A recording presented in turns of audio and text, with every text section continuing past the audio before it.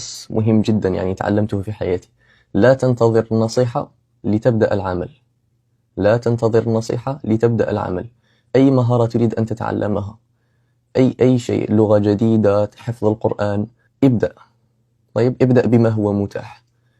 في هذا الزمن يوجد العديد من النصائح والعديد من المؤثرين. اجعل النصائح أمر مكمل أو ثانوي، فتحدد أولوياتك، تحدد أهدافك، وعندما تعرف أن هذه المهارة أريد أن أتعلمها تنطلق وتبدأ. لا تنتظر نصيحة من أحد، اجعل النصيحة مكملة لك.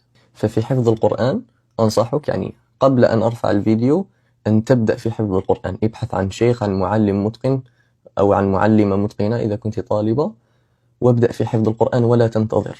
فابدأ ولا تنتظر، وحينما أرفع الفيديو يكون شيء إضافي، ربما تنفعك بعض النصائح أو تستفيد من بعض الأفكار، لكن ليست النصيحة هي الأساس. عملك هو الأساس، بدايتك هو الأساس. لا تنتظر أحد، ابدأ في أهدافك.